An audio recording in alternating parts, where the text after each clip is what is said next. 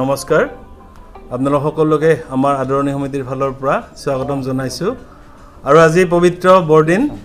বৰদিনত আপোনালোকৰ সহায়ত অসমবাসীলৈ আমাৰ খ্ৰীষ্টমাছৰ আদৰণি সমিতিৰ ফালৰ পৰা শুভেচ্ছা জ্ঞাপন কৰিছোঁ যাতে এই বৰদিনৰ শুভক্ষণত আমি ভাতৃত্ববোধেৰে অসমখনক আগুৱাই লৈ যাব পাৰোঁ আজি আমাৰ বঙাইগাঁওবাসী ৰাইজৰ খুব সৌভাগ্যৰ দিন বুলি ক'ব লাগিব কাৰণ ছিজন গ্ৰামত আমাৰ অসমৰ জাতীয় অনুষ্ঠান অসম সাহিত্য সভাৰ গৌৰৱোজ্জ্বল 108 সংখ্যক কেন্দ্ৰীয় প্ৰতিষ্ঠা দিৱসটো বঙাইগাঁও জিলা সাহিত্য সভাৰ উদ্যোগত ছিজন গ্ৰাম শতদল শাখা সাহিত্য সভাৰ আতিথ্যত আৰু ছিজন গ্ৰাম ৰাইজৰ আদৰণি সমিতিৰ সৌজন্যত আমি 4 দিনীয়া বৰ্ণাঢ্য কাৰ্যসূচীৰ আয়োজন কৰাৰ পৰিকল্পনা কৰিছিলোঁ আৰু যোৱা 22 তাৰিখৰ পৰা এই কাৰ্যসূচী শুভাৰম্ভ হৈছে আজি 25 ডিচেম্বৰৰ দিনটোত আমি ল'ৰা ছোৱালীৰ মাজত চিত্ৰাংকন প্ৰতিযোগিতা আমাৰ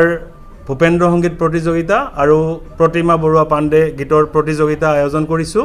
লগতে অহাকালি আৰু 27 তাৰিখৰ দুদিনীয়া মূল কাৰ্যসূচী আছে অহাকালি আমাৰ আছে আমাৰ সাহিত্য কাণ্ডাৰীসকলৰ যি প্ৰচেষ্টাত অসম সাহিত্য সভাই অসমীয়া ভাষাক ধ্ৰুপদীকৰণৰ মজিয়াত উপনীত কৰিছে সেই সাহিত্যিক কাণ্ডাৰীসকলৰ স্মৃতিচাৰণ সভা আমি আয়োজন কৰিছোঁ আৰু অসম সাহিত্য সভাৰ উপসমিতি আমাৰ আকাশ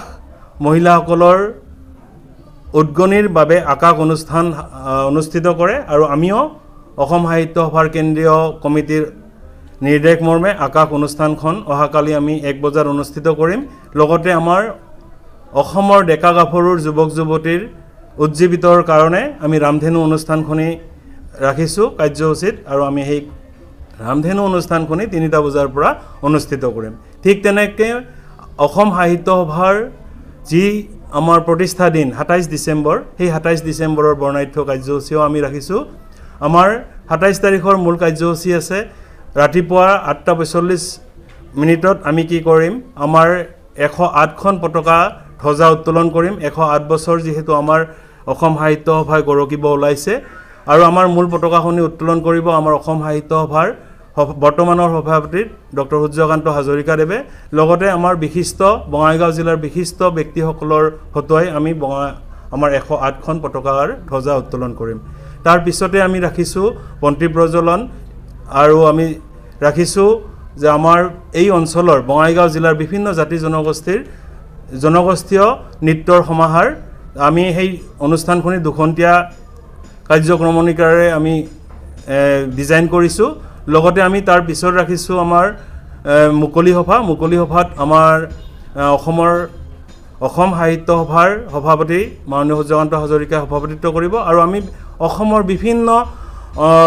দিশত আগৰণুৱা সাহিত্যিকসকলক নিমন্ত্ৰণ কৰিছোঁ আপোনালোকৰ চিঠিত আমি এই কথাখিনি অৱগত কৰিছোঁ আৰু আমি আগৰ প্ৰেছ মিটৰ সহায়তো বা আমাৰ প্ৰিণ্টিং মিডিয়াৰ সহায়তো এই কথাখিনি আমাক অসমৰ ৰাইজক অৱগত কৰিছোঁ আমাৰ মুকলি সভাৰ পিছতেই আছে আমাৰ স্মৃতি গ্ৰন্থ উন্মোচন আমাৰ এই যি কাৰ্যসূচী আছে এই কাৰ্যসূচীত আমাৰ স্মৃতি গ্ৰন্থ উন্মোচন কৰিম আমাৰ এই আদৰণি সমিতিয়ে 108 সংখ্যক কেন্দ্ৰীয় প্ৰতিষ্ঠা দিৱসৰ লগত সংগতি ৰাখি এখন স্মৃতি গ্ৰন্থ উন্মোচন কৰাৰ যজা কৰিছোঁ আৰু আমি স্মৃতি গ্ৰন্থ সম্পাদনা সমিতিক সম্পূৰ্ণ কৰ্তৃত্ব দিছোঁ আৰু আশা ৰাখিছোঁ অহাকালি আমি স্মৃতি গ্ৰন্থৰ লগতে আমাৰ বঙাইগাঁও জিলাৰ বিভিন্ন লেখক লেখিকাৰ বহুকেইখন গ্ৰন্থ উন্মোচন কৰিবলৈ সক্ষম হ'ম গতিকে আপোনালোকৰ সহায়েৰে আমি অসমবাসী ৰাইজক আমাৰ অসমীয়াৰ ধ্ৰুপদী ভাষাৰ যি যাত্ৰা এই যাত্ৰাত সকলো ৰাইজৰ অংশগ্ৰহণ কামনা কৰিছোঁ আৰু আমাৰ এই অনুষ্ঠানখনি সাফল্যমণ্ডিত কৰাত আপোনাৰ সহায়ৰ হাত আগবঢ়া সেয়ে কামনা কৰিছোঁ ধন্যবাদ আকৌ এবাৰ বৰদিনৰ শুভেচ্ছা জ্ঞাপন কৰি আমাৰ প্ৰেছ মিটৰ উদ্দেশ্য সামৰণি মাৰিছোঁ ধন্যবাদ